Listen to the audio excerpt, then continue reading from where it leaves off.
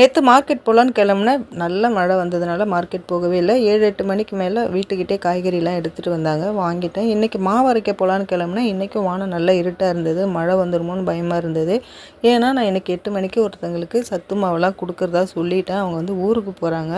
அதுக்காக நான் எல்லாம் ரெடி பண்ணி வச்சுட்டேன். நான் இப்போ அரைச்சா தான் அவங்களுக்கு 8 மணிக்கு கொடுக்க முடியும். இப்போ ஊருக்கு போகிறவங்க 1 மாதம் கழித்து தான் வருவாங்க. இல்லைனா நான் கொரியர் பண்ணிவிட வேண்டியதாக இருக்கும். மழை வராமல் இருந்தால் நான் இன்றைக்கே கொடுத்துருவேன். மழை வருமா என்னமான்னு தெரியல. உங்களில் யாருக்காவது ஹெல்த் மிக்ஸ், இட்லி பொடி, உளுந்து கஞ்சி மாவு இந்த மாதிரிலாம் வேணும்னா காண்டாக்ட் பண்ணுங்கள். எங்ககிட்ட வந்து ஹெல்த் மிக்ஸ் வந்து 300க்கு கொடுத்துட்ருக்கோம் ப்ளஸ் ஷிப்பிங்கோட.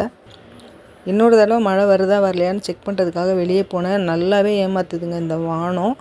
ஏன்னா கொஞ்ச நேரம் முன்னாடி பார்த்தா அவ்வளோ இருட்டாக இருந்தது. இப்போ போய் பார்க்குறேன் நல்ல வெளிச்சமாக ஆயிடுச்சு. நல்ல வேளை மழை வரல நினச்சிட்டு மாவரைக்க கிளம்பிட்டேன்.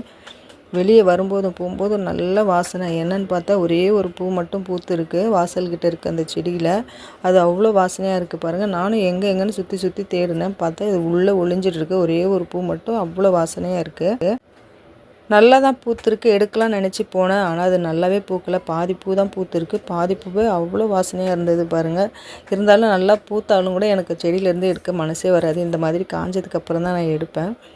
நான் மாவு அரைக்க போகிறேன். நாளைக்கு வேறு ஒரு வீடியோவில் பார்க்குறேன்.